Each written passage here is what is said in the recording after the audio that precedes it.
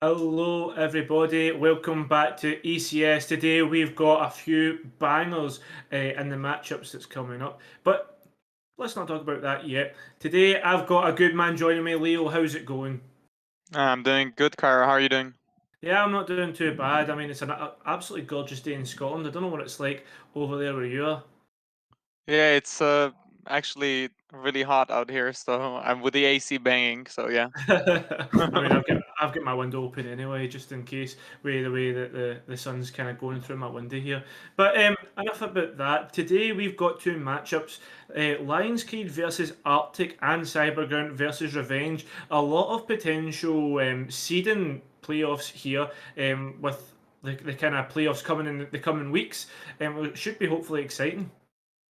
Yeah, a lot of important matches for these four teams that are gonna play today. Yeah, just going to show you the standings here to kind of give you an idea of what they look like.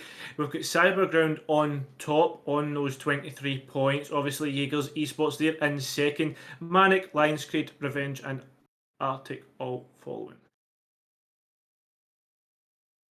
Oh, I think there might be a little bit of a thingy with the standings, but enough about that. Well, don't focus what's on your. There we go. There's the correct ones. But just to give you guys a kind of idea of how much these standings can move, if Arctic and Revenge win, that means that there's three teams on 17 points, and gives us a bit of a conundrum when it comes to who actually goes through and who takes what seeding spots. We've also got Lionscreed. They need to beat Arctic, because if they don't, then Arctic win on head to head. Cybergun, they've really got no, I would say, no kind of investment or interest in this kind of play day, although they'll not be wanting to lose, Leo. I mean, yeah, I'm sure they don't want to lose to a team that's in the fifth place right now, and they're probably gonna prove that they're the best here. Yeah, exactly. I mean, here we go. You kind of see it off the playoffs bracket where people can end up. Obviously, we've already got our kind of first spot almost cemented with how well Cyberground have actually played. But with Revenge doing well in Polish Masters, I mean, we could essentially see an absolute banger match in the second one. But Lionscreed versus Arctic needs to come first. Obviously, Lionscreed coming fourth, and Arctic not far behind. We're just going to show you the map bands here and show you where we're actually going to be going. But I think. Oh, yeah, sorry. I was just honest to God. I think I'm blind. I can't see them below me. Looks like But we're playing Clubhouse. yeah. Clubhouse looks like we're going to Hanover in Germany. Leo, I mean, you've probably played Clubhouse many a time when you were in the national scene. So, tell us about Clubhouse. Yeah, Clubhouse is very structured, and it's gonna rely a lot on these teams to Yeah. play with a lot of teamwork, make sure that their communication is on point, and also it's not like Coastline, the one we casted last time. This time they'll need Yeah. to play with their utility properly, make sure they're breaching these walls and they're planting the bomb. So Yeah. a I lot of mean, objective play on this map. yeah, definitely.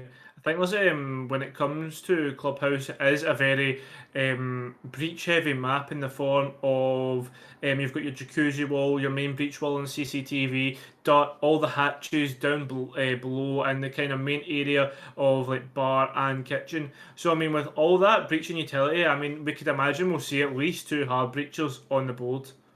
Yeah, Clubhouse is like that only map in the map pool that every team basically brings two hard breaches Yeah. every single attacking round. So yeah, this map is very objective heavy, and looks like we're gonna be starting here.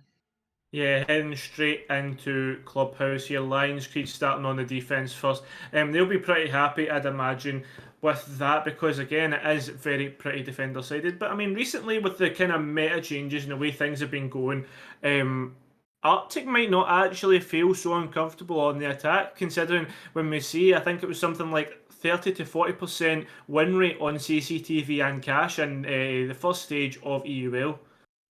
Yeah, a lot of teams already figured out kind of Clubhouse and how it's played on attack and defense. So I don't feel like Arctic are gonna be too uncomfortable here, no matter if they play defense or attack Yeah. first. It's pretty standard, right? It's clubhouse. There's not a lot of variations, not a lot of crazy things you can do. You just need to Yeah. make sure that you're playing well as a team and that you don't fuck up your individual plays. Sorry. Um, and yeah, you need to make sure that you're making those individual plays right. And Yeah. if all that goes right, then usually that team wins. Yeah, that's it. I mean, that's the thing though. We've got like kind of with the fact that it's an aging map pool, people are starting to get used to how to play it. But anyway, we'll talk about the bans here. We've got a Thatcher and Habana going on the attack. Obviously, the Queen of the Hatches and the King of the Electronics. They're all off the board. They two pretty dominant operators on the attack. Wamai gone as well. I mean, he can kind of deny the Capital boat, so potentially with Capital in play, I mean, he could really thrive in getting rid of these Rafters players. Yeah. The Habana ban is gonna be big here just because it's gonna be so hard to open these hatches on the basement site. But besides that, pretty standard. The Kate as well, and the Wamai just for catwalk there, like you said. Yeah. Yeah, exactly. I mean, Cade, he's so strong with the fact that you've got so many spots to hide those electric claws. I mean, if you've got a bandit on the board, you can't really hide it. It has to be placed next to the reinforcements. So that kind of displaces that searching and wasting the time of where the electric claws could potentially be. Yeah, a lot of teams just stop playing the bandit altogether, and they just stop to the bandit tricking just because teams have become so effective with clearing out like the bandit from below on CCTV Yeah, and taking below control when you go for CCTV in general. Like teams take launch Attackers need to control, they locate bring a contain the Zofia bombs and into yeah, defuse them. Adam or Blue Stairs or an Ash and just clear out that bandit very easily. Or they yeah. could just nade from stock. So that's pretty risky usually to bring a bandit if you don't know what you're doing exactly. So a Yeah, lot of teams just decide to play without it. and especially with the fact that you've only got one catcher as well, if there is any needs, you could potentially be losing a body pretty quickly. So I mean, yeah, the fact that they've not brought a bandit, I mean, they've kind of opted for essentially next to no kind of denial on the wall. I mean, there is a mute, but is he going to place a mute jammer on the wall or just let them have it? I mean, most teams are starting to try to get used to the fact that in the grand scheme of things, when it comes to breach, it's essentially going to open. I think, if I remember correctly, to kind of show how easy it is to go open BTS, I think they get it open usually within the first 30 seconds in their games. Yeah, I mean, every team likes to do it differently. And I mean, we're going to see how Arctic would like to play this. Looks like they're gonna bring the Maverick and Thermite combination here. So for me, what stands out is they're not gonna be playing the Ace this round, and Yeah, he is open. yeah, So let's see definitely. what they're gonna do here with Garage. They're gonna breach bottom Garage here, so definitely gonna be Garage take here. Yeah, obviously they'll have to clear out the player in Rafters. I don't necessarily know if they know that there's a Jaeger there. He's going to swing and he's taking out the Ash. Steno. A very quick kill here, and that's, I mean, an Ash player off the board. I mean, that's great kind of investment there. Oh yes, it looks like Melusi's gonna be caught on the Claymore there on the run out from Strip Club, so we're gonna be in a 4v4 situation. Not too bad for either team, but a lot of map control for the attackers here. At least our breaches. And a nade onto Steno, and he's gonna be taken down. Another nade is gonna come in, and it's probably not gonna... It will connect. First situation in a 2v4, flurry of kills. And the attackers are in a big advantage here. Yeah, great advantage That's there. round. You know what? Yeah, I was going to say, they've just capitalised on the advantage that they were taking. Obviously, just started to clear out sight there and just kind of flushed all the players out, those nades, displacing those, they're kind of, where they were holding, etc. I mean, you've got to say that was well played from the Maverick. They opened up the garage, they got caught off guard, but a great kind of, how would you put it, a great comeback on the round. I think it was a great round for Arctic. I think it was a great round. I think they played it really well. They went for the breach immediately. They didn't waste any time at all. Great nades from the Maverick there. Great securing the kill, and he just capitalized. He knew that the player from CCTV is gonna peek onto him on the rappel, and he got another one. He just put the team in a 2v4 situation. From there on, it just snowballed. Yeah, exactly. I mean, once you start to get that momentum within a round, it just kind of usually can't be stopped. Usually, it takes a moment of magic. Sometimes an individual performance from one of these players. Which, but I mean, let's be honest, Lionscreed have actually in abundance. We've seen how many clips from Steno, etc., being able to pull out those moments. So, hopefully, they can bring them out and potentially start getting some rounds on the board. But anyway, it's only the first round that we've seen. We're now on to the second. So heading back to the CCTV and garage defense, what would you say that Lionscreed need to kind of adapt and potentially kind of capitalize on? If you're asking me, Caro, Steno did a good job there, getting aggressive onto the bottom garage on the thermite breach. It was Yeah, definitely unexpected. Ash did not expect that, and he got the opening kill. But I think a bit too much than they could chew. And that Melusi dying to the Claymore and then Jaeger getting aggressive onto the CCTV breach was a bit too much. So I think they need to balance the aggression here a little bit, making yeah, sure they're playing a bit more for the objective here. yeah. Because RCTIC, they're really structured right now, and I think they're gonna trade them out. Yeah, I mean, they certainly, once they get going, they really can't be stopped. Thing is, though, I think them Lucy's not going to go for any more runouts, but actually hold bottom garage. Obviously, you've already alluded to the fact that they like to go for this garage take. They've already got the mute jammers off the wall and getting that kind of right side wall open. So anyway, Yeah. I was going to say, Leo, I mean, how do you kind of capitalise on or kind of stop this garage attack? Uh, I mean, generally, if you want to do a garage take, you want to make sure that you're taking the cattle control, so you want the nades Yeah, for that. But yeah, that's what they need to do. They need to accomplish the CCTV breach. That's the second most important thing there. They have to breach the bottom garage and the CCTV main wall, and they've achieved both right now. So from here on out, they can basically go for the nade into the catwalk player, and it looks like they're already pressuring him. And it's about time because it's half time on the round. yeah, exactly. But I think that's finally a kill onto Steno, the Jaeger player who was on site. We still have the Bandit playing in top rafters. He's already used his C4 as well. The pressure coming through. The drone's also in lounge. He's feeling the pressure himself as the bullets start to fly. He's pre-firing. NW taking a bit of damage, but there we go. The rafter player's gone.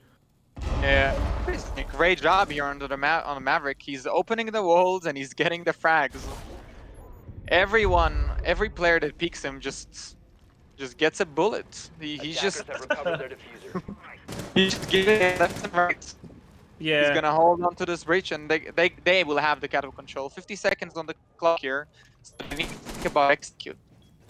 Yeah, well, it looks likely. Now, it seems to be the diffuser making his journey all the way to that kind of default spot. We're in a 5 versus 3 situation. Crossfire's starting to be set up. We've got the man on main breach. We've got one on rafters and one below to deny anybody going for any C4s. We see all the denial coming out. The smoke's actually going to down the planter, but the plant's already down, and now in a 40-second countdown situation, there's going to have to be a bit of a retake here. Juices is going to be able to get 2, but getting the refrag, and now it starts to be frags constantly back and forth. Rips on a 4K. Robertson now got to kind of defuse here, potentially dating back and forth. We see the clock going down even further, but do you know what? They're playing passive, and now there we go, denying the defuse. A great round there from Tricky to kill out Robertson on the defuse.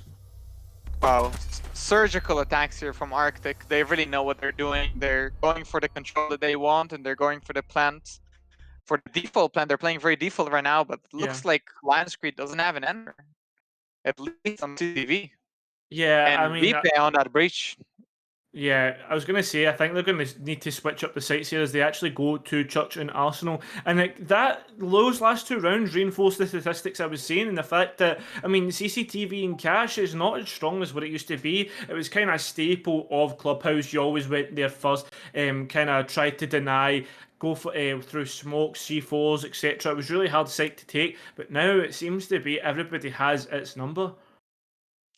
Yeah, as I said, a lot of teams figure out Clubhouse, so it's a bit different now. It's less about every site and like it's less about CCTV and church, which one is stronger with what bans, and it's way more about how the teams play. You know, it's way more about how they coordinate, how the defense is gonna respond. it's about the calculating difference and making sure that you're going for the peaks that you're gonna win on defense here. And on Mac, it's about playing as a team, just like RCTIC plays. They're making sure that map control together, they're trading out, and you're getting the plan down. That's the most important thing, and then they're holding the plan very well. Yeah, that's it. I mean, they're playing for the objective. I'm not playing kind of frag heavy or something that you could basically say in form of like a kind of rank style. They're actually playing strategically, and it's something that you like to see. I mean, when you start to do that procedural take, and it can be quite oppressive once it comes to it. I think there's a bit of a spawn peek here from Steno. We'll need to see if that nets anything as we see. There is 4 orange outlines, but I think they know there is someone there as the bullets just raining out onto that wall. Oh wow, Steno playing with fire there. Another round like the next round, and it could be your head, Steno. I wouldn't advise that. But the thing is, though, I mean, you've got to say that's really well played from RCTIC doing their due diligence to actually kind of drone out the spawn peak, make sure they know there's someone there, and then obviously it was just a firing squad onto that wall. Yeah, as we said already, a lot of awareness from RCTIC right now. I'm sure the drones are doing their job. They knew that Steno is spawn peeking there, and they were ready to take his head off. It's just that it was a wall bang, and he got lucky this time again. He needs to calculate his risks. He needs to make sure that he's going for the plays that he can actually make work. Because right now, it looks like RCTIC is shutting down everything that the roamers are throwing at them. Yeah, I don't know if that was a C4 potentially up into the corridor that denied that drone. I mean, that's maybe one wasted if we look. Valkyrie doesn't have one longer any longer in the pocket. So maybe that could be actually what is detrimental to this kind of push. We're 1 minute and a half into the round, and it doesn't seem to be anything done from the side of RCTIC. Say that, and there goes Steno. That's your roamer off the board. That's the vigil. No longer going to cause any sort of pressure through the floor as well. A great pick from them. Yeah, RCTIC has established a lot of vertical pressure here and a lot of map control in general. They have the entire map to work with. They have 1 minute, and looks like they know what they're going for. They're gonna apply pressure onto Kishin here, and they might go for a church push here. I'm not too sure, but regardless of what they choose to do, they have all the options right now. Yeah, I mean, all the balls are in their court, but the fact that they still have a Maverick and a Thermite, they can essentially push whatever they want, whatever their utility kind of demands, because they still have still have a singular nade, 2 nades on Sledge. There is a down onto Kuzik, but he's going to be picked up promptly. So now you look at this, you've got 4 men on site, you've got both hatches open, potentially Dirt as well. I mean, Leo, it's just a matter of kind of getting picks onto the defenders and maybe even getting smokes down. Yeah, right now they really want to open that church will open, but as I say that, the plant is gonna go down in armory, and Heavy will try to deny that, but he doesn't see the Sledge. Heavy is right behind you, in a 1v3 situation for smoke, but he cannot close it out. Yeah, that was a great round there from RCTIC though again. That was an amazing round from RCTIC, but Heavy, how do you miss that? Yeah, I know. Lionscreed, what were they doing there? They just seem to look in all the wrong places. I don't even know what, they just seem lost almost on the defense so far. RCTIC just basically manipulating the full map to their control, and now 3-0 up against Lionscreed. It's looking as if it's going to be an RCTIC map so far, but I mean, we can't really call much yet because I mean, at the end of the day, Lionscreed, they could essentially come back at any point. They could, but it's 3-0 on the attack right now, and RCTIC look very good. These rounds are not very close. They always get the opening pick, or at least they make sure that they trade the opening pick, and they're always going for the execute that they want, and they're keeping Lionscreed guessing. And that's the most important thing here, because Lionscreed doesn't know what to do right now. Yeah, I mean, that's the thing. They don't know what to do. They're trying to come up with answers. They even tried CCTV and Cash twice, making the adaptations that they needed to. But I mean, RCTIC didn't really care. It was RCTIC dictating the pace, dictating what they had to do. And at the end of the day, they're the ones that are coming out with the round wins so far. They've won 3 rounds unanswered from Lionscreed. And I mean, in the past couple of seasons, I don't think I've said that very often. Yeah. If Lionscreed is gonna keep giving up that map control and will keep getting traded like that on the opening frag, they're not looking too good right now. They're not gonna look too good in the upcoming rounds if they're gonna keep playing this way. Yeah. They need to make sure that they hold on to this map control, that they waste a bit more time, that they make RCTIC uncomfortable, because RCTIC are setting themselves up for the win every single time. Yeah. I mean, And they're doing so quite comfortably, if you ask me. yeah, I would agree. I mean, there's been not much in terms of contesting. It's just been kind of RCTIC getting picks and just picking them off really easily. And again, it's sad to see. But anyway, it's all to the kind of credit of RCTIC and the way they're playing. We move on to CCTV and Cash. No, it's not even CCTV and Cash. It's the CCTV and Cash extension from Gym Bedroom. So, I mean, here, Leo, what have you got to do? You've got to clear out CCTV Cash, and if you don't clear it out, you've got to at least leave one man or to watch the kind of Cash window or the CCTV window so that no one can go for spawn peaks. Clear out Logi, clear out Bathroom. I mean, there's a lot to do for this site. Yeah, it looks like RCTIC is gonna opt for the jacuzzi take here, and they're gonna leave under bell. She's gonna make sure that no one peeks the IQ while she puts pressure on the windows. And Ash is basically gonna cover IQ, and IQ is gonna make sure that she's gonna put the pressure on the windows here, on the gym window, onto bedroom window, and that's gonna allow the jacuzzi players to push onto the side. They plan to plant here, and IQ is gonna get a pick here onto the bedroom, so it's opening frag, and that's what they need. Now all they need to do is to make sure to keep applying the pressure onto jacuzzi breach here and trade back onto thermite here. Yeah, well, I mean, that's the thermite going off the board. That's also your diffuser going cold. It's getting promptly picked up, and the castle player is rotating onto that main stairs area. Main stairs, obviously, a really hard place to kind of get the player off of, displace him from his angle that he holds, because he can hold some great pixels.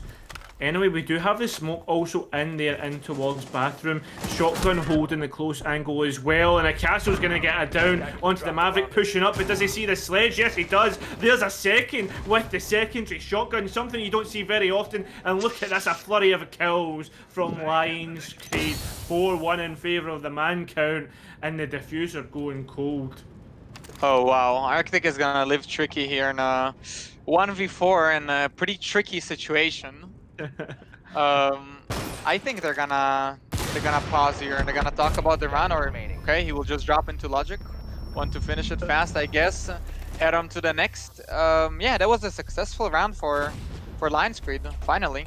Yeah, exactly. But the question has got to be asked, though. Obviously, RCTIC have already won 3 rounds on the attack. Would you say it's advantage towards them, especially with how Clubhouse is starting to move towards the attacker favoured side? Or would you say that potentially Lionscreed could actually make it an even round count and actually don't look that bad?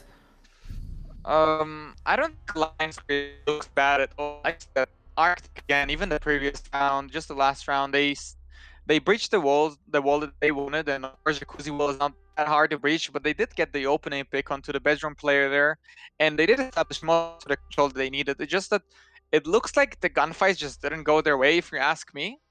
Yeah. But I think they did play it well still, although they lost that round. So it really depends on Lionscreed right now, because CCTV is the side that they lost twice, and it plays out quite differently than the gym bedroom. Yeah, exactly. I mean, there's a lot.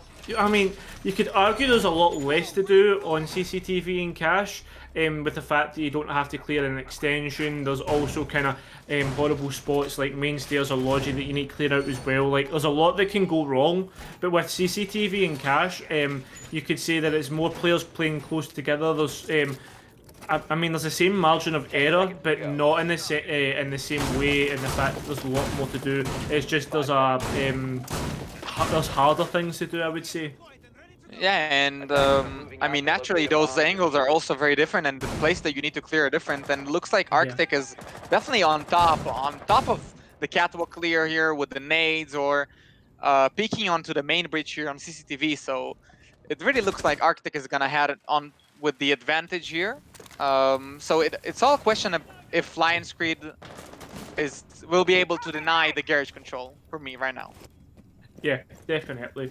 It seems to be that they've actually doubled up again down on the garage, waiting for the garage pressure to come through. Obviously, the Maverick's already done his work. Potentially, even with those Maverick holes being opened up, you could actually argue that maybe some impact tricking could be done. But look, Steno's getting ready to potentially push out once more. He's looking to see if he can find a body, but totally misses those Zofia. That's something that could potentially haunt them at the end of the round. Yeah, Steno knows that RCTIC is expecting this peak, so he's very hesitant about it. He's not gonna peek lightly. He knows that they're 3-1 down here on the score, and he will make sure that he peeks smartly this time. But Panda gets the kill onto the Ash here. Tricky is gonna go down outside of bottom garage, and Steno will feel more confident. He will start peeking more aggressively. So Yeah. now it's all about RCTIC right now. Yeah, that's the thing though. I was gonna sorry for interrupting there. I was just gonna say that with them, the Zofia getting off the board, that's kind of soft destruction. Stuns getting also off the board, the bomb's gone, and also maybe one drone extra. So at the end of the day though, that was a fairly good pick. And with 5 men on the board for Lionscreed, the execution could be tough. Yeah, I think Lionscreed definitely has the advantage right now. They're holding on to Catwalk. They have the man advantage, and RCTIC just don't look like they're holding the map control like they did before. Looks like they're gonna struggle with the Catwalk player this time, and no one is speaking VP on the main breach, which is very important right now. Lionscreed is playing this very well. Thing is though, they don't even have. Oh, sorry, they do. I was gonna say I thought they had burned all the nades, but they still have one nade on either Sledge and Maverick. They still have 2 smokes as well, but I'd imagine they'd want to be using those smokes for later in the round. Steno below with a great angle from Blue, being able to deny the Sledge that he was trying to nade the Rafters player. And with 25 seconds remaining, you'd imagine this could be our Lionscreed round, with the fact the Rafters player still exists. Yeah, and 4v2 situation right now for Lionscreed, and no time for RCTIC at all. IQ is gonna stay in lounge right now in a 1v4, and looks like she doesn't have any hope to win this round out. Will he possibly see someone in garage? And yeah, the impactless frag there from Panda, they win it regardless. And yeah, Lionscreed, they look better this time. Yeah, a lot more convincing. I was going to say, it's a lot more convincing finally from Lionscreed. They're actually putting some rounds on the board. Again, momentum, we talked about it before. It's a big thing in Siege. There's a point in your caster bingo card. So now, with the fact that there is maybe potentially an even split in the rounds, Lionscreed can actually maybe draw a bit of confidence from this. We head back to Church and Arsenal now. They've actually managed to win out the past 2 sites. Hopefully they can get this last site of Bit Downstairs, which I'd argue potentially is the strongest of the 3 right now with the way the current meta is going. I think Lionscreed convinced me that they have found their footing here. They found the right pace to play at.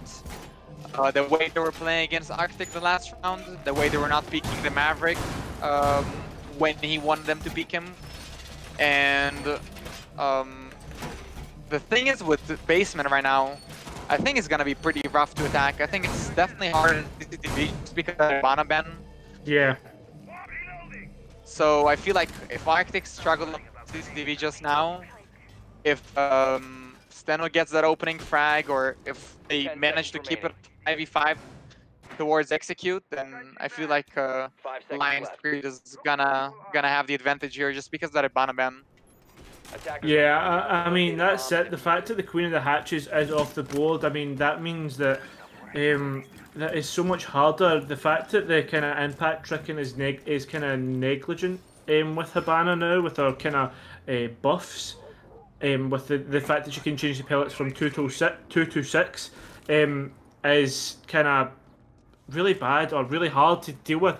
But anyway, you actually have a Maverick on the board, so therefore the hatches are even harder. So I would argue that actually a Hibana Maverick ban could be better than a Thatcher Hibana ban. Yeah, it could be better, but every team has its own preference, Yeah. and I guess that's how they practice. That's how they want to play it. Regardless, you can make every combination work. It's just about what you want to do as a team and making sure that you just adapt to play with all the combinations of every harbage available to you. Yeah. Because you don't always know what the enemy team is gonna ban out. You need to make sure that you know how to play without that ace or without that Ibana, without that Maverick. Yeah. Obviously, every team right now needs to know how to play without Thatcher, so that's just a given. And yeah, on the clubhouse, you just have to know how to play with every combination right now. Yeah, I was talking. I had a recent conversation with one of with one of the other casters, Kangaroo Kenny. He says that Clubhouse is such a unique map, with the fact you have to have strats for every set of bans on this kind of map. Anyway, enough about that. We're getting a couple of picks here from RCTIC. They're actually being able to pick out Steno and Robertson kind of respectively. Those players have been so good in the past couple of seasons, but they're just not lighting up the scoreboard from what we're used to seeing. We're now a minute 10. There's a lot of utility dump from RCTIC. They're actually able to get both hatches open, but they've not breached into dirt or into triple goal that you'd said previously in the rounds. It's something they need to do with 55 seconds remaining and a lot of intel being gained. I can see this really easily becoming an RCTIC round. Yeah, it's that RCTIC definitely has advantage here, and Jaeger. Just wanted to say that Mozzie is still alive and Panda is dead, so RCTIC is definitely gonna get the advantage here and is gonna put themselves in a 3v1 situation here against the Smoke and Army, and he's gonna get one. Will he be able to find the second one in blue? And no, he won't be able to. Vipe will shut him down. Vipe will just close out that round. It was a very important round for RCTIC right there. And they're gonna go with the advantage here towards the defense. Yeah, that's it. 4-2 in favour of them, but heading on in favour of the attack. But the fact that RCTIC are now heading onto defence against Lionscreed with a 2-round advantage, I mean, it could potentially be really, really bad here in terms of how things are going. Anyway, 3 rounds until RCTIC win out this map. They only need to win 3 rounds on defense, and with the fact that they still have 2 rounds on kind of the two strongest sites in this half, it could really be bad. It could really put the pressure on Lionscreed. There is a lot of questions being asked here of the players. Yeah, RCTIC is definitely heading into defense with confidence here with a 4-2 score. Sure they're feeling like they can close it out pretty easily, considering the fact that attacking is a bit harder than defending on this map, especially with the Ibana ban, as I said before. And one of the two tracks pretty convincingly, although there's the Ibana ban, so that says a lot about RCTIC right now, in my opinion. Yeah. I agree with the fact that there's obviously been a lot of preparation done with the bans that have came out here. Obviously, with that bans coming out, they've obviously made sure that they can cope with no Habana, especially try to get those breaches open. But I mean, there's a Maverick on the board. He is literally, this is probably his strongest site in the whole of the map pool. I'd argue that. I mean, oh my god, Panda getting the first kill onto Vip. Obviously a bit of a spawn peek there, and out of all people it is the smoke. I'm not sure if it was a spawn peek there. I think he just banged the window onto CCTV there and somehow got the smoke while he was rotating. I'm guessing making his rotate holds on site. Very unfortunate for VP there, especially because when you look at the scoreboard, he's the one carrying his team right now. Yeah, definitely. I mean, 10 kills on the board so far, but you've also got to remember a lot of the other players are chipping in. Kuzik, Monks, respectively, they've got 6 and 4. So now Steno, he's going to start to actually get this main breach open using that Maverick blowtorch. Obviously, it is fairly good at doing so. Obviously, they're going to have to actually point out where those mute jammers are as well to get the garage pressure on. I think they're going to do somewhat the same push as RCTIC did previously, of putting on the pressure in garage. And NW is going to trade back here on Panda, but it's out smoke, and Heavy will go down as well. No more nades, or in fact, they still have 2 more nades on Maverick here, by mistake. But 3 for Lionscreed, and RCTIC looks in control here. Yeah, they certainly are in control. There's a minute 30 on the clock, and there is 3 players left to try and get this plant down. I think that might be a bit of a glitch breach there, unless there was some sort of kind of impact tricking. Mugs, he's trying to do a bit of a spawn peek, trying to see if he can find anybody out there, but nothing seems to be netting. Nobody seems to be walking into his line of sight. Steno, though, NW's going to walk into his, and Kuzik's going to get a quick refrag here. So consistently, the man count going in favour of RCTIC so far in the round. Kuzik got the trade, but Ace has capital control right now. Could possibly make something happen here. Yeah, I mean, I imagine so. The only thing is, though, Sophia, she's stuck outside. She's just going to have to play the Overwatch position on the breach. Make sure that she's acting as the mother hen. Stun's going out, trying to kind of displace where the other attackers are putting some pressure on. There is one below as well, so there is some vertical pressure. Someone's going to run through. I believe that was the Ace trying to run through. An impact going out. They're getting the first kill on to Robertson. Tricky, though. He's on site. Oh, what a clutch round from him. They were down a man at the start, but you want to know what they were up to at the end. A great round there from RCTIC to make it 5-2 on the scoreboard. Oh wow, great shots there from Tricky on the 180 clutch 1v2. What a clutch. Yeah, exactly, especially on CCTV and Cash. We've already talked about it, how it's been so attacker-sided. And you want to know what? Finally, we see the defenders actually win it out. Obviously, we've seen Lionscreed eventually win it out, but I'm just making a point of the fact that RCTIC, first time asking, they've won out CCTV and Cash. Head to Church and Arsenal here. It looks as if it's going to be a bit of a kind of turtle setup with the fact that we've got Smoke, Maestro, Jaeger, Melusi. Usually that says to me that there won't be an extensive roam, but maybe a Valkyrie could be the thing that is the detriment with it, which she can hide her evil eyes, that's Maestro. She can hide her black eyes in the form of kitchen and start vertical pressure with C4s and the like. Yeah, could be what RCTIC need here, but to be honest, right now they're definitely the 5-2 advantage here is gonna give them a lot of confidence, and I think they're gonna place those Valkyrie cam pretty personally.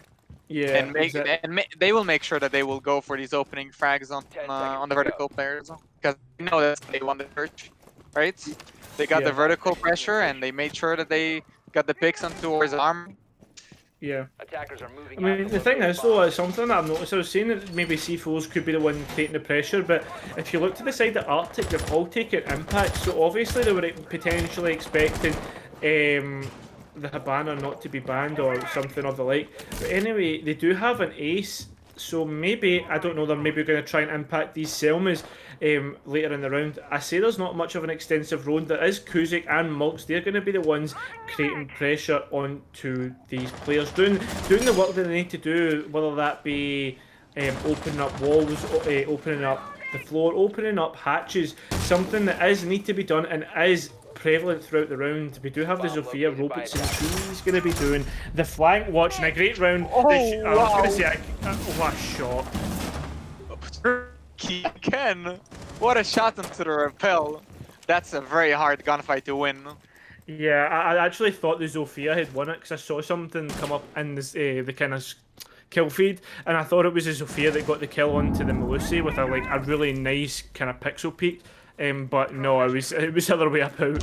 That's because you don't expect the Zofia to die on that rappel, because it never happens, Tricky. No, I know, what a great shot from him. Seems to be that they've cleared out from the top down, actually, potentially. There was a Maestro camera up there trying to shoot out ace charges. We have the Iana and the Maverick in towards dirt. They've got a bit of a pixel angle all the way through into sight, maybe trying to see if they can get a quick pick here. RCTIC is unaware here. Yeah, it definitely looks to be the case. Only Vip's the one that's the closest to react. Obviously, the Tracer's coming out, and now they've been alerted to the pressure from Dirt. Ace, he's out towards Kitchen as well. Ayana's rotated out of Dirt, so no longer supporting the Maverick. He could be an easy pick here. Steno, he's just kind of playing safely, making sure that he doesn't get picked out. Yeah, Ace will open the logic hatch here. We'll make sure that he will create some pressure here onto the Valkyrie, because he knows that they cannot drop the hatch or push tunnel if he doesn't clear out logic. Steno is gonna basically be the only one here pushing onto the sides. Yeah, Very rough situation right now for Lionscreed. I was going to say, Tricky's actually managed to retake Kitchen here, and with the diffuser going cold, Heavy and Steno left but to kind of pick up the remains of what is left in this round. One player on towards main stairs as well. Steno's taking a bit of damage in towards dirt. Obviously, must be a smoke canister there getting flung into dirt to deny the area. We see here it's been confirmed by a lovely observer, and now Heavy, he needs to retake Kitchen, get back that diffuser, but there could also be a bit of a pinch. Maybe with 15 seconds left, Lionscreed, they're getting ready to just go for kills. You know there's one player on main, he looks the wrong way, as Monk swings, and now Steno left in a 1 versus 5 situation. Someone's going to want to confirm the kill, and there we go, RCTIC taking that 6th round and moving on to match point. Yeah, Steno didn't even try there. He knew there is no chance. You're not pushing from tunnel into army and killing 5 people. That's just not happening ever. Yeah, Wow. I mean, I was going to say, yeah, 6-2, but Vip, I mean, he's been the man of the match so far. 12 kills on the board. And I mean, he's not even the player that you go to and say he is the main fragger, he's the entry. He's been playing kind of supporting roles in the form of like your mutes, your smokes, and now even on a castle, I mean, he's just been fragging out. Yeah, Vipe fragging out on the Maverick and the smoke. It's very rough for Lionscreed, because if your support players can frag out like that and they just leave space for the and fraggers to run around and do whatever they want and make sure that they get their kills as well, it just puts you in a very rough spot as an attacker, because you feel like you can never take map control. When you have just roamers running around the front side, you're just getting picks left and right. What do you actually do? Yeah, that's true. That's true. The thing is, though, is maybe slow it down for the side of Lionscreed and actually make sure you do the kind of simple things right, like maybe even going for a top-down clear, making sure that everybody, all the roamers, can't put the pressure onto you and your players when you actually go for your work, rather than going direct towards site. Because I mean, Lionscreed, they just were skipping steps, in my opinion, when they were attacking basement. I mean, Carter, let's be honest here. I think the previous round, just the last round, that defense on Church just showed us the difference between these two teams, because it really showed me that RCTIC really understands Church a lot better than Lionscreed, because Lionscreed, they try to hold onto the site. Although they lost it the first time around, they still try to play passively on the site and make sure they get the picks when the execute comes, and they gave away those early picks. And RCTIC, they knew that they need to get aggressive early, because they knew that vertical pressure is everything on Army. They knew that if they give up that vertical pressure, that vertical control in Kitchen, they could possibly lose a round. So they played very aggressively. They got the opening picks on the players playing outside the building, the repel, which is actually very, very hard to hit that shot. But like, in general, even retaking Kitchen, that just shows me that RCTIC just understand the map a bit better right now than Lionscreed.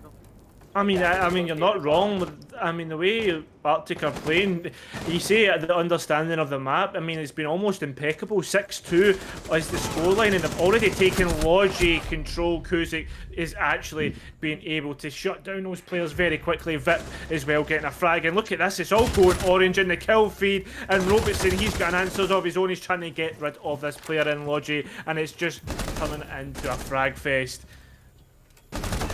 Heavy's gonna find a castle and gym here, and it's gonna be a 2v2 actually. How do we get here? Lionscreed are gonna try to find picks here onto the sites. Jaeger is on a rotate, he's gonna creep slowly towards Jacuzzi, and Sophia is gonna find him. 2v1, and Tricky is stuck behind a mattress, and Heavy will secure the frag. Yeah, great round there from Lionscreed. Obviously, that was the tertiary site, but I mean, commendations has to be given to the last two players on the round. They were actually able to clutch up and finish that out after there was a bit of a, I'd say, a bit of a rushed play in terms of just dropping into Logi and just gaining straight control. Maybe they had the info at her. I mean, we don't know what happened in the comms, but again, great round for the last two remaining players in Lionscreed. Yeah, wow, Kyra, I don't know what even happened there. They just rushed Logic and rushed Jacuzzi and somehow won. Okay. Was it a 2v4? I think it was a 2v4 Yeah, I for think it was a Lionscreed. two. Yeah, exactly. I mean, we've just got kind of information there from the producer that the different Lionscreed are about to drop from fourth to fifth, and that could really mean a lot for them. That means a full round of games need to be played for them. I mean, that's huge. I having to play. I think on two extra maps. Oh man, I definitely wouldn't want to be them when it comes to that playoff positions. Oh, sorry, two full. I've just got confirmation. It's two full rounds that they'll have to play in the playoffs if they don't win this match. And I mean, with 3 rounds behind, it's looking like a tall order. Yeah, Arctic is definitely in control, and they definitely want to make playoffs shorter. Yeah. So, yeah.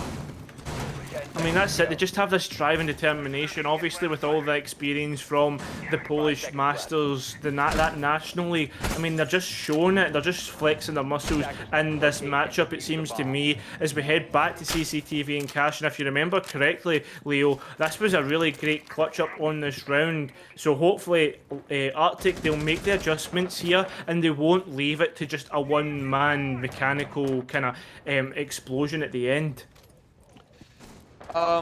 Yeah, Arctic played the CCTV defense pretty well. I think they just lost the gunfights towards the end, which Yeah. sometimes happens. At the end of the day, it is an FPS game, and no matter how good your strat is, you need to make sure that you're winning your gunfights as well. Which obviously from the scoreboard, Arctic are winning their gunfights usually, but sometimes you're just not. Sometimes you trick shot, but it just doesn't go your way. And that's okay. That happens. You just need to move on and make sure that you play the site the same way or better, and win your gunfight this time. But as I say that, Smoke is gonna go down again, opening frag. Yeah, the opening frag is Vip, the man that we've said has been the man of the match so far. Tricky down as well. And if you remember right, if we remember previously, Kuzik was on the roam towards kind of gym and bedroom. So now it's going to be a bit of a retake here. Monks is going to start that off by getting rid of Panda. Heavy, he's going to make sure that full breach is open, and they're doing a bit of utility here. Utility clear, getting rid of malicious devices, opening up the wall, make sure they get better lines of sight into sight. Lines of sight to actually shut down Heavy. Diffuser going cold and Tricky's being picked up. It's making the task harder and harder as the round goes on. Oh wow, great shot there from NW into the Thermite. A very important pick, but it looks like they're unaware to spin on the introduction, but she is of course gonna give away his position, and Kosik is gonna get that flag on the sledge, and with that alleviate all the pressure. And Oh my Zofia is gonna God. get a frag on the catwalk. 2v1 situation. Valkyrie is in a cache. Oh, it's a really hard situation. Though we saw there was a mechanical retake this time. Monks! Oh my God! 2 frags there to win out the round. What a clutch from him. We saw the clutch last time on CCTV, and a second clutch. What a 2K there.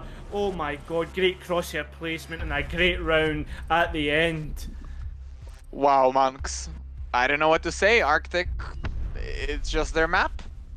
You're not gonna take it away from them. They're gonna clutch 1v2, 1v3, doesn't matter. Monk's got his wallbang and then he got the kill at the end. Yeah, I Uh, mean, oh my God. I mean, the wall bang was beautiful, but the second kill, I mean, you can't take that as well away as well. The crosshair placement was just beautiful, but at the end of the day, though, my man of the match still has to be Vip. That man playing support overalls, dropping 13 kills. Oh my Lord. I mean, that's something that is up there with the likes of Playday, etc. I mean, obviously, Playday is of a much higher caliber, but the fact is, remember in AUL and kind of last year when it's a 20-second meta, we saw Playday and the support players actually popping off. yeah, it really reminded me of Day actually, as you say Yeah, that, because he did play the same role, that Maverick Harbage role, or the yeah, Thermite with a diffuser, and the smoke on defense, and he was getting the same kind of frags. So yeah, it was yeah, actually really well played there from Vipe, and he was definitely the MVP of his team, if you ask me. But of yeah, course, the clutch factor for Arctic, regardless, every player there that yeah. put in work in those clutches, um, they did a great job.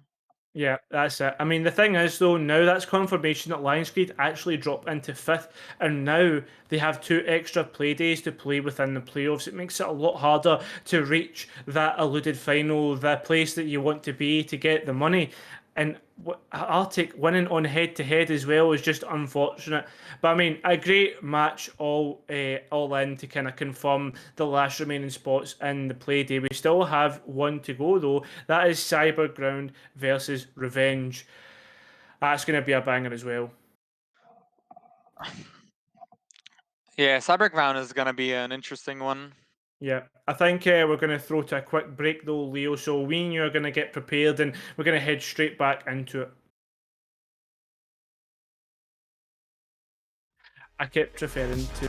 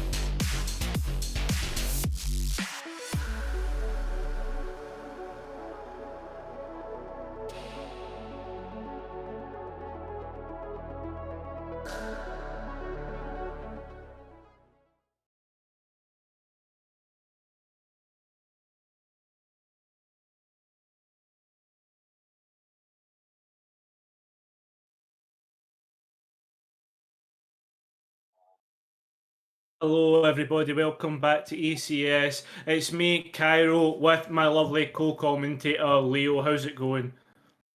It's going great. How are you, Carl? Yeah, I'm great. I'm good. Good to be back for another map. I mean, that first map was an absolute banger. Lionscreed versus Arctic. I mean, I didn't really expect Arctic to be so dominant on Clubhouse, but I mean, they were. Yeah, Arctic looked great, and the standings are actually not updated at the moment. So the situation right now is that Arctic is actually fourth and Lionscreed is fifth. So that means that Arctic is gonna play 2 degrees less than Lionscreed in Yeah. playoffs. So that win was actually really big for them. Yeah, That's exactly. two whole play days that they don't need to play right now.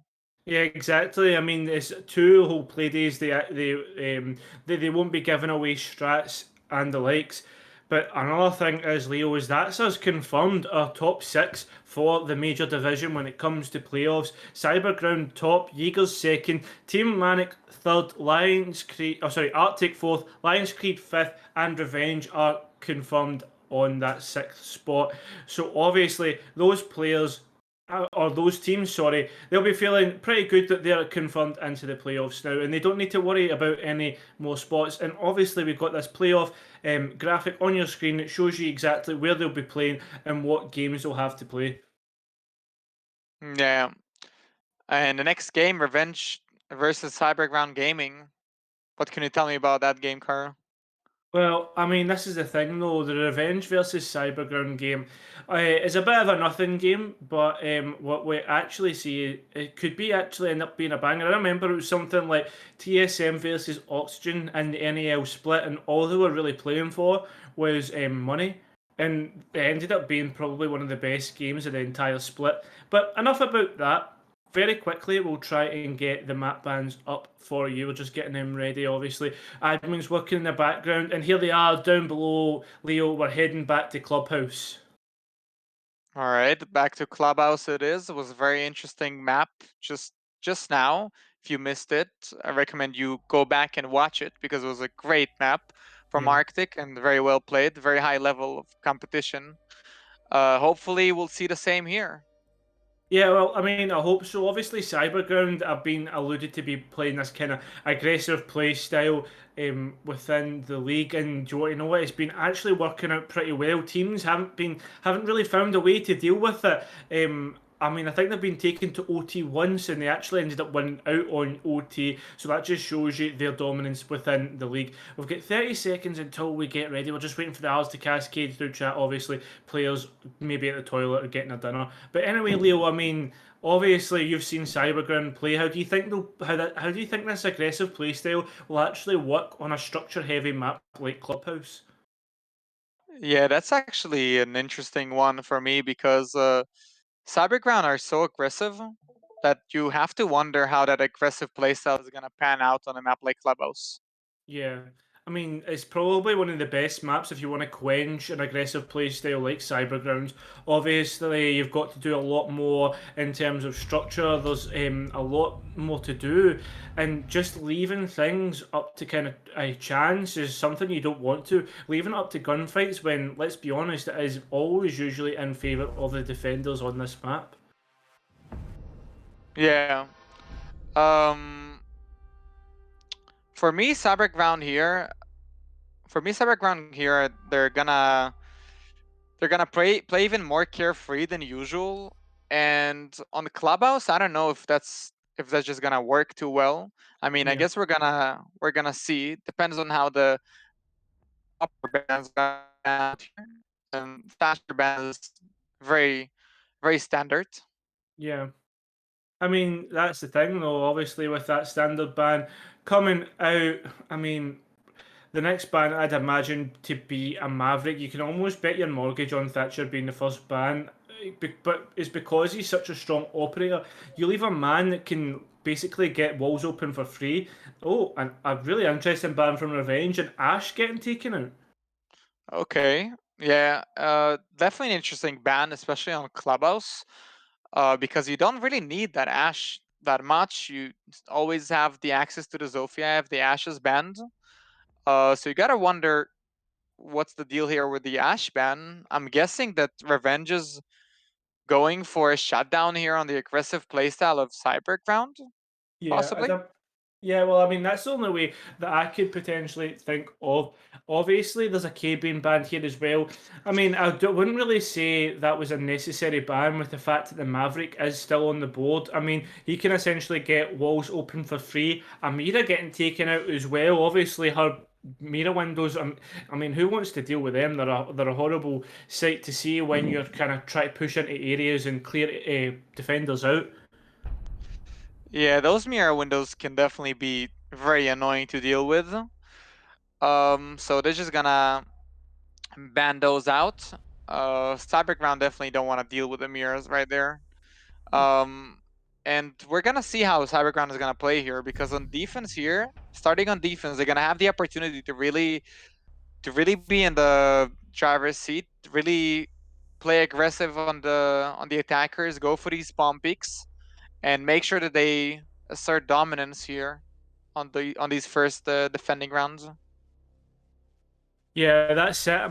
With the fact that now, or sorry, on a club, if I could speak, it would be great. On a map like Clubhouse, where the kind of defenders almost set the pace of how the round's going to go, they can essentially pick every window, doorway, nook and cranny that they plays. I mean, there's drone holes galore as well.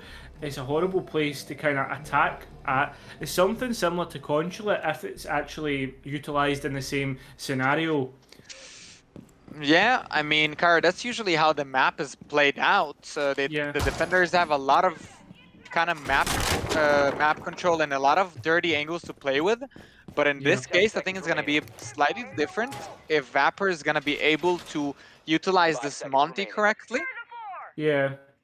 I mean, that's the thing with the kind of Monty Pick being taken out. That'll be pretty good in terms of he's basically a man-moving drone. That shield actually puts on a bit of pressure to these defenders because, let's be honest, it's so hard to actually get rid of that shield and get him off the board. It looks as if it's going to be a top-down clear here. A lot of margin for error if they don't do things right.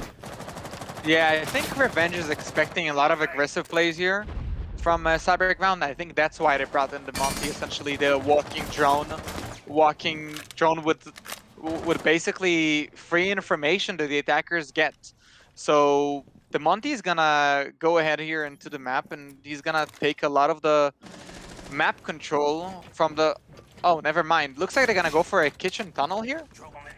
Oh, I'm not used to seeing that Monty push through kitchen, but obviously they've got their own plans. They've obviously stratted out Cyberground, I'd imagine, before the game. Lucy, she's holding on towards main stairs, hoping to see if she can catch a player off guard, but Bucket being there to get the first frag.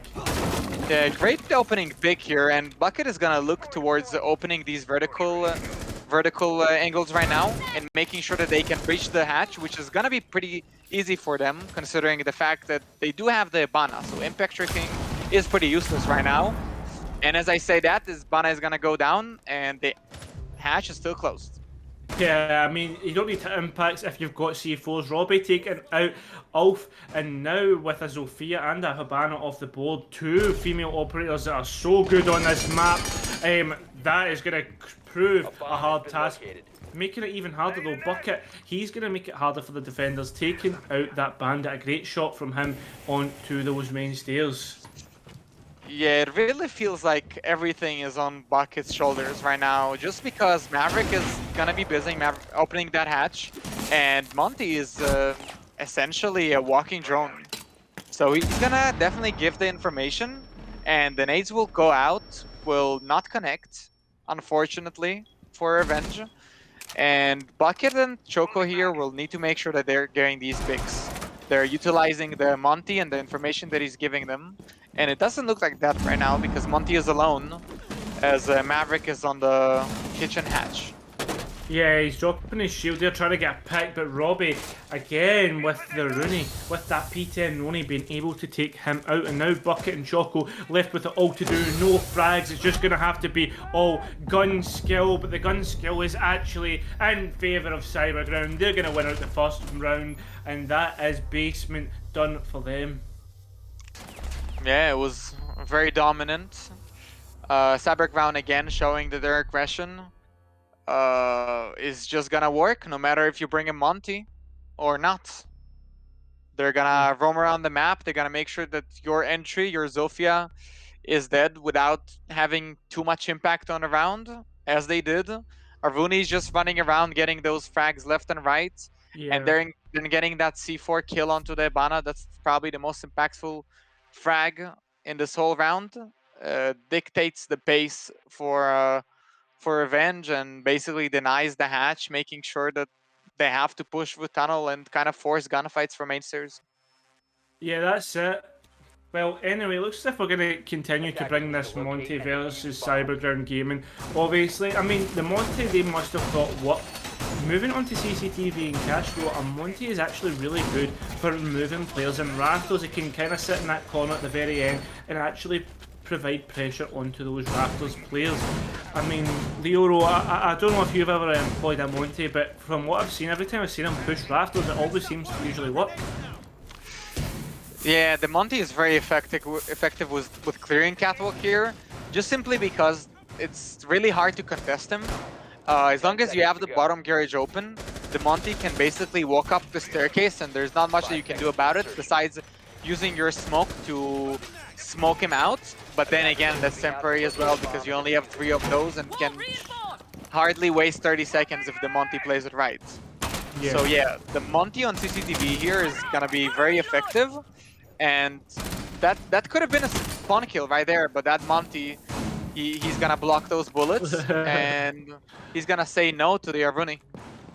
Yeah, that's it. The Monty Shield doing what it was made to do. He's gonna. I thought he dropped it there, trying to get the kill onto the Rooney and opening up this garage door. They obviously know where the Rooney is going to be playing Superstar on the Rooney this time. He's had no kills this time, but obviously a P10 Rooney, it has got the skills, the damage and the fire rate that it needs to get those kills. Looks like we're going to go for this garage pressure again here, Leo. Obviously getting the main breach and the Habana trying to open up garage as well. Yeah, Revenge is playing the Monty, so they know they need to go for that garage control. They're going to make sure that they're breaching the CCTV wall with the Maverick right now. And right after, they're going to make sure they're clearing out the catwalk. That's not going to be too much of a problem right now for them. They don't even need to establish a lot of map control for that. But Runner is going to get the kill onto the Zofia, who's been playing on server window, I want to say, and Bucket is gonna get a double kill onto the player speaking the Maverick. Very well played, a good cover there from Bucket. Yeah, great, well played. The two SES operators off the board, but also a Jaeger. Yuri getting one of his own, and now Superstar and Runner left with it all to do. We've already talked about how aggressive Cyberground can be. They do have lots of ability on their side. There goes one bucket. The man that's been fragging out. Choco getting downed as well, and now it's up to the Monty of Vapor and the Habana of Yuri. Now, in a 2 versus 2, a glorified 2 versus 2, confirmed now, it's going to be a hard task. Definitely a glorified 2 versus 2. Because you have a Monty here, player without a gun basically, and he's also on half HP, and Superstar is gonna get the kill on the Repel player.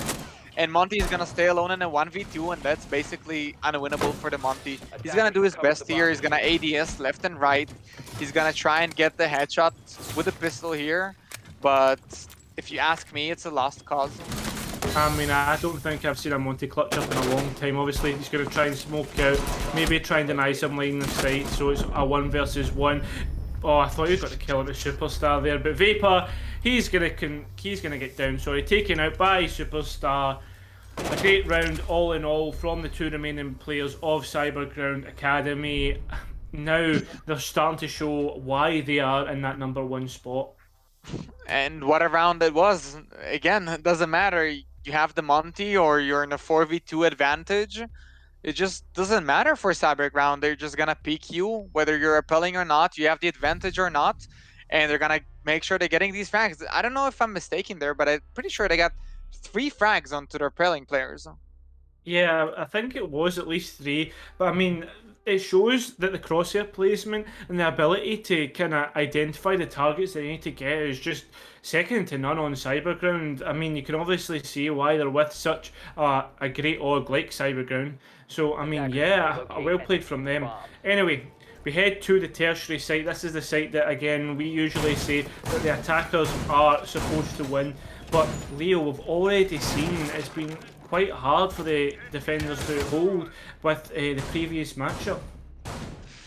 Yeah, I mean, what's different here is that Cyberground are really dictating the pace. Besides the 2v4 clutch in the previous round, in the first round, they just made sure that they held onto the map control and they got the early frags, they kept on peeking, and they win their gunfights.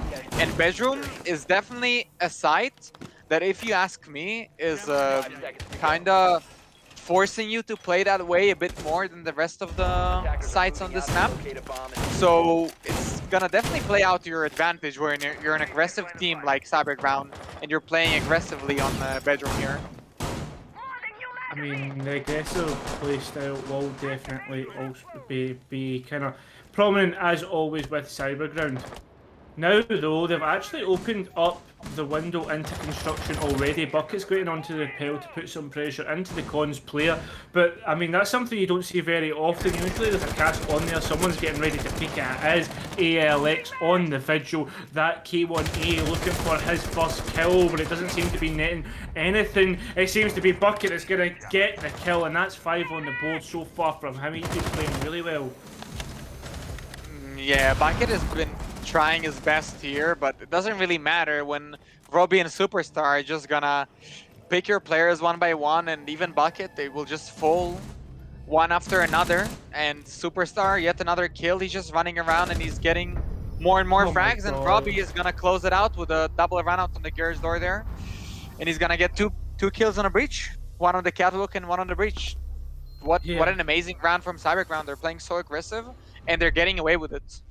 Yeah, that's the thing. Revenge aren't setting up crossfires. They aren't taking it procedurally. They aren't getting small picks. And I mean, let's be honest here. Cyberground, they shouldn't really be 3-0 up.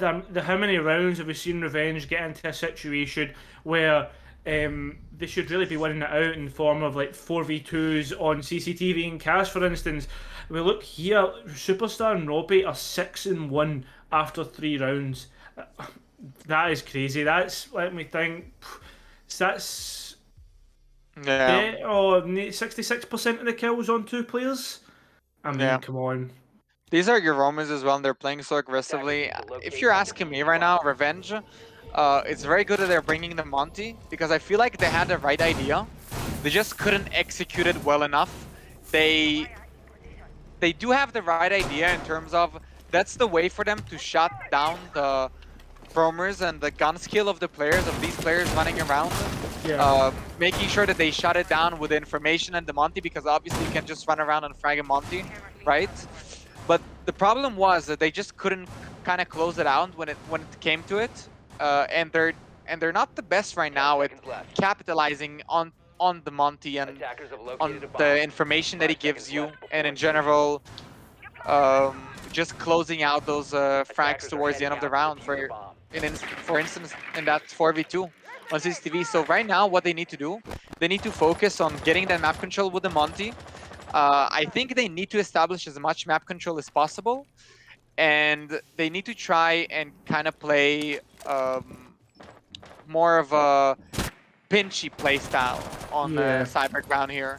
They need to try and pinch those roamers. They need to make sure that they make them go back to site. And as I say that, a great frag there onto Superstar through the jacuzzi wall here.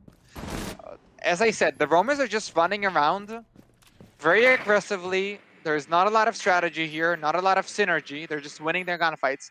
So if you're going to get a good read on that, you can definitely capitalize on that and make sure that you get your frags, your early frags, and make it a 5v3 essentially, just because Robbie and the Superstar are just running around. There's a kind of saying within Scotland, it's like running around like a headless chicken, and that seems to be what these roamers are doing. Now it's left with 3 players on site, and let's be honest, Leo, the round still isn't really over for these attackers, because at the end, for the defenders, sorry I should say, because they haven't really lost anything when they've already been at man disadvantages. For instance, 4v2 on Cash, they shouldn't really have lost that, but I mean, they did. So now Runner, Robbie and Bomber respectively all on a decent number of kills. I mean, I'm worried. I mean, yeah, but as I said, if Revenge figured out the playstyle of Cyberground right now and they figured out how to utilize the Monty, I think they can close this round easily. This is the round that they need to win. They're 0-3 down right now, and if they don't win this round right now, they're gonna put themselves in a 4-2 at best when heading from attack to defense, and that's gonna be very rough to close out the game if they do that. Yeah, well, I mean, it's just getting worse and worse here. Bucket actually gets the kill onto the Runner now. Bomber and Robbie left on site. I believe these were the 2 players that actually clutched up last time. The Monty, he's putting on pressure to these players. Obviously, a Monty putting on pressure when you're in a kind of 5 versus 2 situation is not what you want. Robbie is actually going to get sorry, not Robbie, it's Bomber that's going to get taken out now. Robbie has to get an ace clutch. He's got 2. He needs to find 3 more. One of them again being the Monty, but Ulf from above, finishing out the round. Oh no, it was not even above, it was from blue. Ulf finished out the round regardless. It was basically on the flank, you can say. I mean, Ulf had the full information there from the Monty, and I don't think Valkyrie had any chance of closing that out when basically the attacking team is just pinching her like this. A great round from Revenge, and I hope that they did figure out how to play these rounds. Hopefully we'll have a closer game right now. Yeah, hopefully so. Now 3-1 in favour of Cyberground. I mean, Revenge, they only really need one more round to win, to make this a kind of even split. Even 2 would put them in a fairly good position, especially on Clubhouse, as we head to CCTV and Cash. Redo, essentially, from Cyberground. They get to go back here as, again, they've made the full rotation. Yeah, and Revenge can definitely take this round out, just because they basically almost won this round last time around when they attacked this. But it just came down to that 2v4 clutch again that we referred to, and they need to make sure that this time they do the exact same thing. They go for that garage control, which they did really well, but this time they need to just go for that plan. They need to make sure that the main breach is covered, that someone is covering that main breach, and that player needs to be mobile, and he needs to win his gunfight on the players speaking from server and whatnot. I think as well, what Revenge need to do is obviously Again, do the same things that they did before, but be a lot more methodical. Set up the crossfires, make sure that they don't leave a man. Play almost in pairs, like because let's be honest, Cyberground they're essentially it's five one-man armies, and there's not much cooperation or teamwork that we're seeing here. Anyway, though, there's a lot. Is that black guys getting thrown out? Bomb located by Yeah, I think that's a black ice, if not a visual bug. I believe it's not. I believe it is a black ice. And 3 players on the garage here, Valkyrie, Belusi, and Jaeger. They're all gonna peek the Monty. Playing very aggressively right now onto that Monty. I don't know if that's useful. I don't know. I don't know if they know that that shield is not penetrable. And meanwhile, Revenge is gonna get the map control on the CCTV wall. They're gonna breach the bottom garage, and they're gonna breach the main server wall. I mean, it's a bit. I think there's a bit of a banter in the chat there. Alf, though, he's not taking any banter. He's taking no nonsense. Runner is dead. So that's a bandit off the board. That's a C4 off the board. That's denial off the board. Vapor needs to watch out there. Yeah, exactly. I mean, he's getting aggressive on the Jaeger, but there's also a Havana supporting him, trying to see if they can displace the player on rafters, but it doesn't seem to be the case. Bucket, he's going to take out Bomber, so that's more C4s off the board. They're doing so well so far. Yeah, but so much pressure right now on the Catwalk player, and no one to play with the Monty. Where's the support for this Monty player right now? Because Jaeger is in the 1v1 with the Monty, and he's gonna win it out. You just lost your Catwalk control.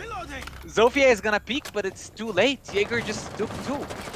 Yeah, exactly. That's now off the board, and now it's the Maverick and the Sledge in a 2 versus 3 situation. Robbie, he's obviously been seen on towards garage door. Can he get picked off? Bucket is the man picking him off, and now 2 versus 2, 50 seconds remaining. We still have we have 2 sets of needs here on the attacking players. Sledge got 2 and Maverick 2 of his own. 4 sticks indeed, but you gotta consider that Bucket is on 1 HP right now, and yeah, that's true. anything will take him down.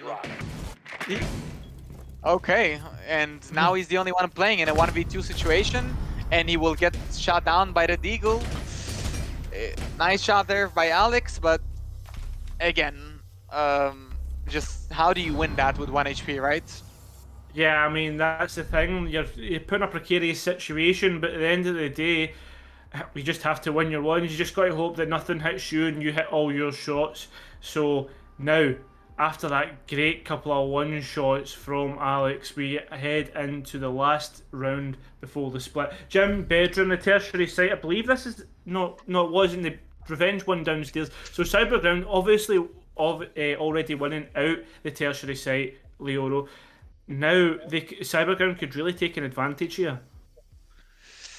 Yeah, they already took the advantage, if you ask me. Revenge just looks so disoriented. They look uncoordinated. It was such a puzzling round for me because Monty had the full control on Catwalk there. All they needed to do was to just make sure that they follow up on Monty and secure the frag on Jaeger, but instead of that, no one came, and Monty was alone in a 1v1. Then he dropped his shield, went for the knife or the pistol. I'm not too sure what happened there. Jaeger won it out, and Zofia came in too late. For me, it just shows me that the communication is just not there right now for Revenge. They have the right idea in theory, but they just don't have the coordination or the communication to just execute it properly. Yeah, that's it. There seems to be a lot lacking on the side of Revenge to win this out. Now, in the tertiary site, I mean, I'd imagine Cyberground, they'll be relying a lot on the mechanical ability as they have so throughout the previous matchups and the rounds. I mean, even on this map, we've seen it. Robbie, he's still reinforcing off CCTV and cash for this extension, potentially getting caught off guard here if they can get the info on him, but nah, he's going to be able to kind of close off this extension. Yeah, I mean, Cairo, Revenge is definitely in a disadvantage here, but bedroom is the site for them to win. That's the weakest site. That should be the weakest site for Cyberground. At least statistically it is, and they started here with an opening pick, and they don't want to go into defense here with a 5-1 disadvantage. So they want to take this round right now. Definitely not, especially with how Cyberground like to play. They've already got a pick onto Robbie. I said that he was late in reinforcing in this extension, but I mean, taken out pretty well. There's already frags, frags, there's not frags, it's bullet tracers that are going back and forth between the defenders and the attackers. Nobody getting taken out yet, and as I say, that Superstar with a great double. He is the superstar of this round so far. 3 players left to get picked up. We see one rotating to the bottom of the red. You said you wanted to see a bit of a pinch play. Is it going to happen? No, it's not. Shut down is Ulf. And again, Bomber getting one of his own. Superstar still continues to be where he was on top of red, but now Vapor in a 1 versus 3. 1v2 now for Vapor as one player is playing in bedroom and the other is in construction. I'm not sure if he's aware of this Jaeger here. Jaeger might just get this pick for free. Looks like one is playing for baiting for another here, and yeah, Bandit is just gonna get the easiest kill of his life here onto Twitch here. She had no idea Bandit is hiding there. Yeah, exactly. Absolutely butchered up that Twitch, and now with a 5-1 advantage, you said Revenge, they will not be wanting to be moving onto the defensive split. Obviously now Cyberground, they only need to win 2 sites. And if we do go the full way, all the way 6 rounds in this split, I mean, they'll have 2 chances to attack the tertiary site of gym and bedroom. And I mean, with how statistics go, if you want to base most of your knowledge off of that, I mean that's 2 rounds that they're expected to win. I mean, yeah, Kara, if you're asking me, it just looks like on Cyberground, it just doesn't matter what happens. It doesn't matter if you take out Robbie early, who's usually carrying, at least throughout this map. Someone is always gonna step up. If it's Superstar, just Defenders, protect your bomb. I don't know, just coming out of nowhere with 2 frags and then another one when Zofia is trying to trade off from the flank. It's just crazy to me how Cyberground can just get away with like basically individual gunfights and win them so consistently. I mean, that's it. It's been consistent gunfights, solo plays getting played off, and they're just winning out everything. Well, we head to CCTV and Cash. We've already alluded to the fact that this is not what it used to be. It's not the stronghold that it once was. And I believe, actually, we're seeing a bit of an aggressive hold here from Revenge. I think they're going to start to open up this Cons wall to look in towards Master. It's something that's actually fairly started to see as a surgence, especially, I think it was the LATAM players that actually made it first kind of played this kind of situation. Yeah, some teams started playing this, some would say weird construction hold. Yeah. That basically the logic wall is reinforced off, which usually you don't do on a CCTV. And some teams decide to leave catwalk basically reinforced off, and some teams decide to play it. But when you play it, basically means that you're really spreading out thin throughout the map. So you don't have a lot of manpower anywhere, basically. So you're really relying on those shields. And as I say that, trades going back and forth. I'm not too sure what happened there. Okay, looks like Jaeger died around the Atom here. Sledge jumped in the server window. Yeah, I think that's exactly what happened. Robbie, though, he's down below. He's obviously trying to put pressure on towards where the Raptors player is. They've got information on where he's playing. We're just waiting to see if any flash grenades, any kind of nades come out. There we go, there's one, and now the nade actually coming from main breach. It's not from the door. Is it going to net anything? It doesn't matter. Robbie's there to collect the kill. And now 4-3 in favour of the attackers. Again, we already alluded to the fact that this site isn't what it used to be for the defenders. So can Cyberground capitalise on these mistakes from the defenders? It looks likely as Bomber already has control of site. Yeah, and Bomber is just gonna go in like that. Looks like Cyberground is not even worried about the plan. They're just gonna go in and go for these frags right now. And as I said, that Robbie is gonna put the plant down. And the 2 players on defense are basically stuck in cash right now. They know they're pinched, flashes are going in, diffuser is planted, and wallbangs going back and forth. Robbie and Runner are gonna close that round out. Yeah, I mean that's it. It was such a quick take all in all. They got rid of the rafters player and then suddenly everybody was already in their positions ready to take control of site. Now we move on to match point 6-1 in favour of Cybergun. They again showed why they're in that first place. 23 points are on currently. They obviously want to make it 26 before heading to playoffs and showing we are the team to beat. Yeah. I mean, we called them headless chickens before, but looks like those chickens can frag because Cyberground is just jumping in windows here. They don't really care what Revenge is doing. They're just jumping in windows. They're pushing in the side. They're not really coordinating much. They're just going for these frags, and it works every single time, like a charm. It almost seems like that's the way to play Siege. Defenders, protect your bombs from being defused by I mean, attackers. maybe, but at the same time, though, I think the thing is with Cyberground, obviously playing this really aggressive playstyle, it makes them really unpredictable. I mean, how can you count on where they're going to come from if they just jump in windows, come from here, there, and everywhere? And at the end of the day, they're winning the gunfights, and that's, you've already alluded to it before. What Siege is, it's an FPS shooter, and they're just winning everything. That's the thing. When the enemy team is basically winning every single gunfight, 10 seconds they're left. allowed to do whatever they want because they know that it doesn't really matter what they're gonna do. They don't need to coordinate as much anymore, and that makes them unpredictable. And now it's even harder to win those gunfights because you don't even know where they're coming from. So basically, all this confidence that you fed them is just snowballing on you, and all that random playstyle is just it should be playing in your favor, but it's playing against you right now, Revenge. And all that is just because you just cannot win your gunfights. That's Yeah. just how it looks like. I think as well, though, it starts to play into a mental aspect of it. It also goes to the point where you ask mental questions where you're not winning your gunfights, where the frustration begins and you're thinking to yourself, why are the strats not working if these players are just kind of winning out on the gunfights? Alex, though, he's going to get down, but Superstar's going to get one of his own. That goes the Malusi. He's just holding a kind of passive angle into construction, making sure no one can walk out of there. Yeah. And already a 5v4 situation. Still 2 minutes on the clock, and it's Clubhouse. Opening kill, and Bucket is on 1 HP. That's the player that gives you hope in your team. And as I say that, no. Vapor is gonna... Oh my god, Superstar is gonna jump in. He's gonna get a frag on the catwalk there, and Bumper and Robbie in a 2v4 situation. I'm not even too sure what happened there. But basically, a lot of trades back and forth, and Revenge is, I think, has the advantage here for the first time on defense.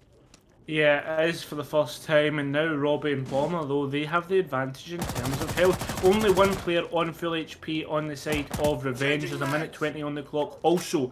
So with all these players on such with all these players on such low HP, it makes those gunfights that bit harder. Choco, though, I don't know how he's still alive, but he's proven to us wise. He's starting to win out these gunfights. Bomber now, he needs to get 4 kills to finish out this round. He has 2 frag grenades and he needs to get 1. There he go, there he starts us off. But Choco, again, showing us why he's still alive, winning out that last gunfight. Revenge finally get the first defensive round on the board. Yeah, finally. Revenge kind of showed just now that they are capable of winning these gunfights, but I'm not sure if that Cyberground just toying around with them towards the inevitable end that is a win for Cyberground, or if that's just Revenge waking up right now. I guess we'll need to wait and see. But again, if Revenge will be able to capitalize on basically dumb aggression that Cyberground is playing with right now, they'll be Yeah. able to close out these rounds. But the question is Revenge capable even winning these gunfights, these random gunfights? As you saw Twitch just running in, jumping in the server window. She doesn't really care what happens on site. She just believes that she will win all of those gunfights. And she kills your catwalk player. If Attackers need to Cyberground locate and defuse capitalizes as on many that, bombs as and they push on catwalk fast enough, that's your round. It's over right there. Unfortunately for Revenge, that didn't happen, but it could happen. Well, this is the thing, no, Leo. We are actually heading to gym and bedroom. Obviously, obviously, Revenge. They don't fancy their chances downstairs, and on match point, Cyberground could potentially rubbing their hands together and licking their lips because this really is in their favour. And if you want to go by statistics and the likes, seems as if they've brought a Frost potentially trying to catch the aggressive playstyle of Garden. Maybe. I was going to say playing off meta, but she's not really that much off meta anymore because she's been making a really big resurgence when it comes to T1 and pro play. Yeah, that secondary shotgun is basically what brought her back to relevance. And I think in this match for Revenge, she's more relevant than ever.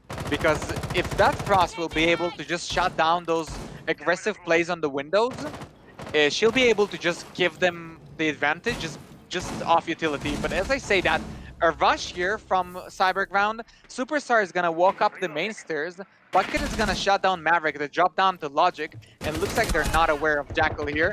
I stand corrected, they are aware. A 5v3 situation for Revenge here, they shut down the rush completely. Yeah, they seem to be making a bit of a comeback now, actually, starting to win out those gunfights. Maybe they've just caught on to the fact how aggressive Cyberground are actually playing. Sophia, she's moved on to the balcony outside of Master, doing a bit of damage towards Valkyrie. Is she going to peek again? Yes, she is, but she's going to get shut down. Runner, she's making sure that Valkyrie won't be running anymore. We do see there is an outline next to this CCTV window. Is he going to peek out? Is he going to get caught off guard? Because it is Alex running towards this kind of cache area.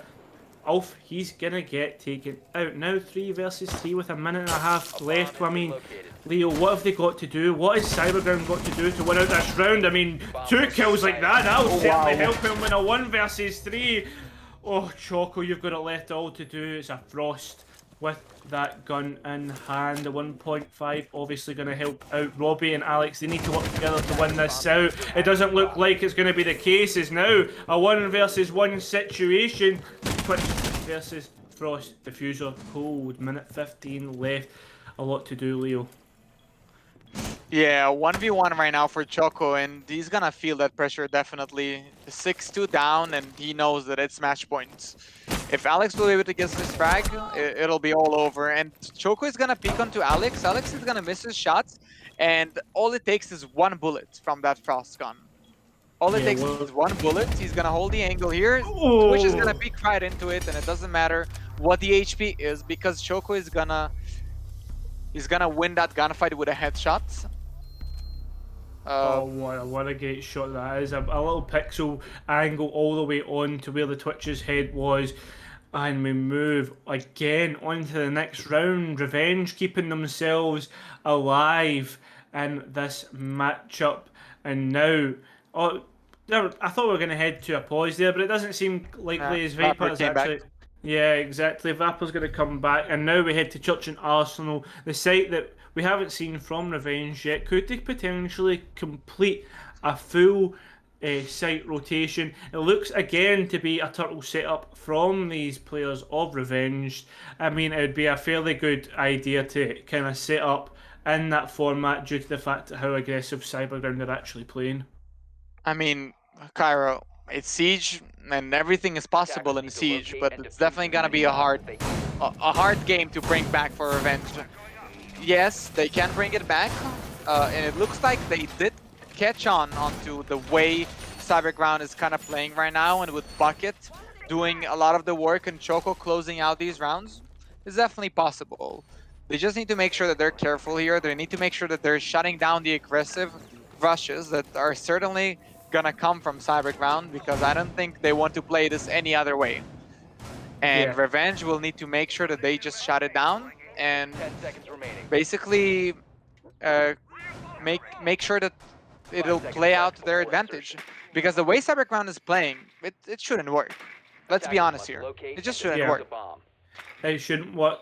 Seems to be a bit of a kiss here from Alex's drone. But anyway, now we head towards bottom floor. I mean, how do you make this aggressive playstyle work when you're heading towards the bottom floor?